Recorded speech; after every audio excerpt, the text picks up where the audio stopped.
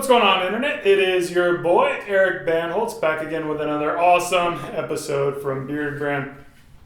I've got another special guest here, Sebastian. You've seen him in some of our previous videos where I get a haircut and where we just sit around, chat, and have some beer. So we're doing that again. This man has flown down from Spokane, Washington, all the way to Austin, Texas, specifically just to give me a haircut. And let me tell you, that is the first thing I look for with a hairstylist, is their ability to fly 2,000 miles to cut my hair. Now, what we're going to talk today is something I get asked about all the time. Who the heck should cut my hair and who the heck should trim my beard?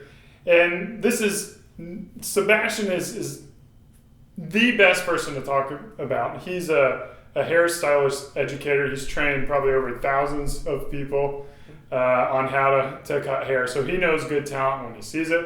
In addition to that, he's a rep for Hattori Hanzo Shears. They make the best cutting scissors in the world for professional hairstylists and barbers. And he's sold thousands of those as well. He's an absolute expert in his field. He knows his stuff. So why don't you tell me, man, how do you find a good hairstylist or a good barber?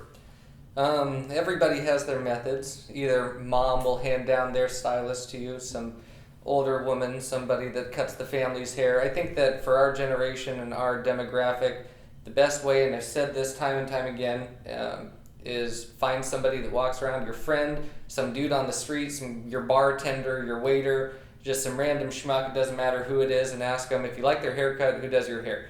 They'll always, if they're happy with their stylist, they're always going to hand out a card if they have one. They'll always give you their contact information.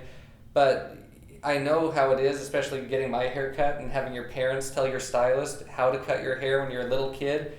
It's really hard for you to figure out how to express what you really want to a stylist if you just don't know how to say it. We have Google now, which is great. Unlimited free Google searches. All you want if you have access to a smartphone. Type in your stuff, figure out the lingo. So you're able to actually express what you want. But at being a hairstylist, the easiest way to actually see that is if you bring in a picture. But no matter what, if you see anybody, you see a picture, you see David Beckham, it doesn't matter who it is, take a picture, bring it to your stylist, or of course you're going to see somebody out on the side of the road like Eric with a man bun, Eric with a mullet, Eric with a something, and he rocks every one of them perfectly, and say, dude, Eric, who cuts your hair? It'd be like Sebastian Lightfoot, be like, right on, cool, and then I'm going to build my clientele too. So, one thing that I wanted to talk about is like building that relationship with your stylist. Like, is it going to be something where you're going to want to be able to drink beers with them, or is it, a lot of it is your personal style and you just want to get in there and like get your hair cut and go, or is it more of like, do you want to have a guy that you can kind of air your issues with your woman or your boyfriend or your girlfriend or whatever? Like, how do you kind of determine those things, like if there's not that personality fit with your stylist? That's a good question. That's a really good question. And everybody's different. There are definitely dudes out there that don't really care so much and that they're going to want to go into a salon or a quick shop and get their, two on the sides, finger length on top, get some pomade, throw it in, if they're even happy with that. More often than not, they're going to leave there and put a hat on. But it's coming up big time right now where men are really taking care of themselves. Men really want a good, clean, dapper haircut. And you want to find a stylist or a barber that's going to accommodate that. Believe me, there's all different types of shops, different barber shops, different salons. Some guys prefer a woman cutting their hair. Some guys prefer a man cutting their hair. They like a place that's more relaxed where everyone talks, like an old school barber shop, and you can have a beer. Some people want a really nice, ritzy, kind of classy salon, depending on how much money you want to spend. But regardless, you find that place. Just like if you look for a job or you look for a house, you know really quickly what feels right, what feels at home. And one thing, this is an analogy or something that's really similar that I like to use. Obviously, I'm tattooed. I know a lot of people that want to be tattooed, but they are really turned off or they're afraid of tattoo shops. Or kind of, a big tattooed guy. You get nervous if you're not tattooed or something like that. You just feel like you're being judged some sort of way. But my tattoo artist, I use him as a perfect example. The guy's tattooed. The guy's shop is really clean.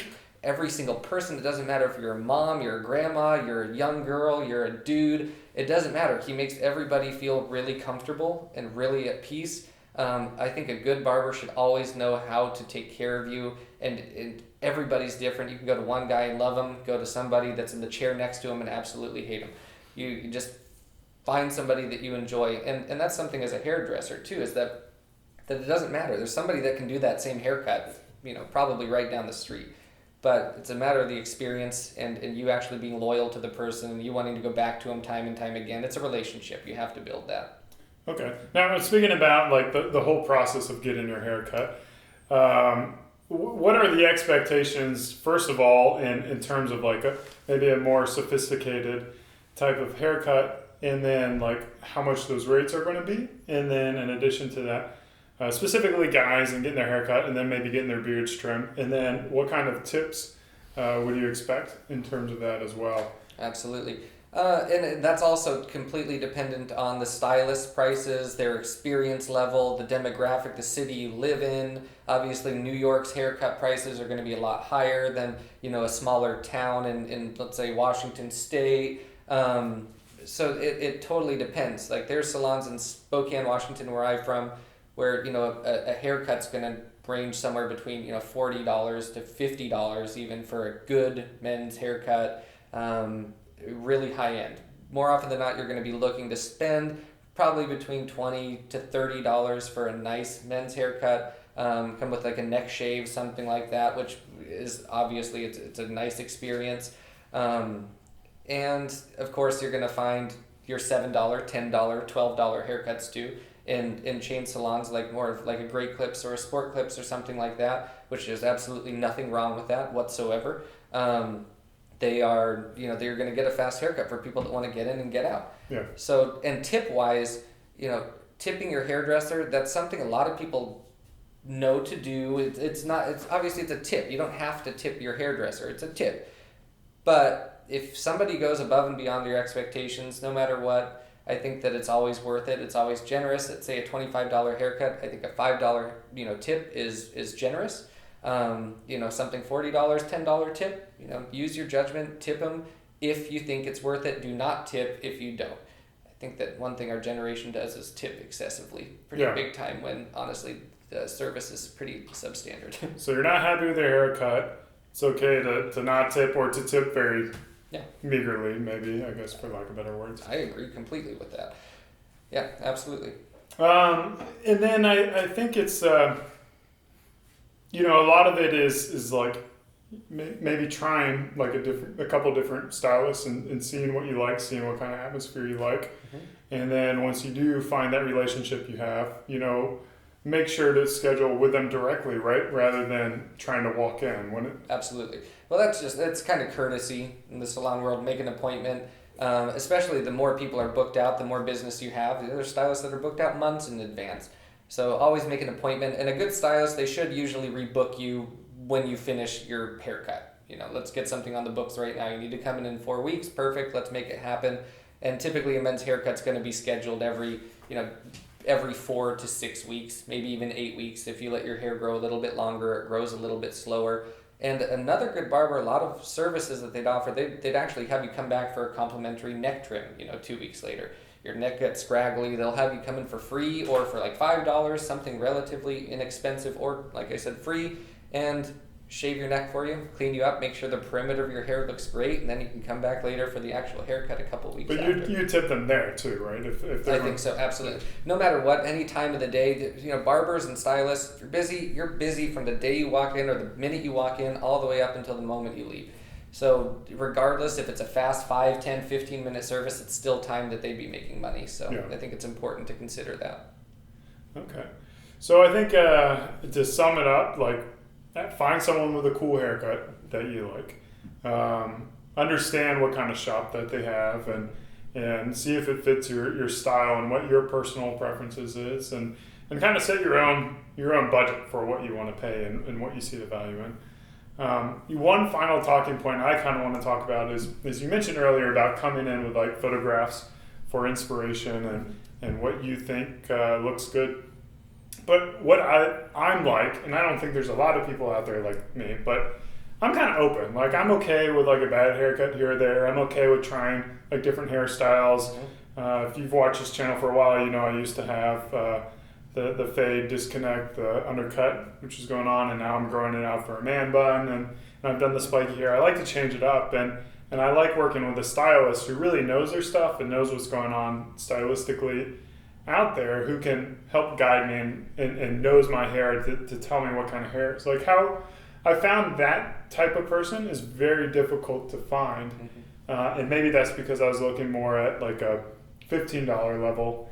You know, maybe that's going to be like a $60 level type of stylist who has that ability, or is that really tied to a price point at all? Yeah, it's totally dependent on the stylist, and this isn't. I'm not bashing hairstylists, obviously not, but there are stylists that will gladly take a $7 haircut and love what they do so much that they'll work with you. They just love to cut hair. They want to do good work. Those stylists, doesn't matter how much they charge, they're good stylists and they're bad stylists out there. You know, just like every single profession on planet Earth.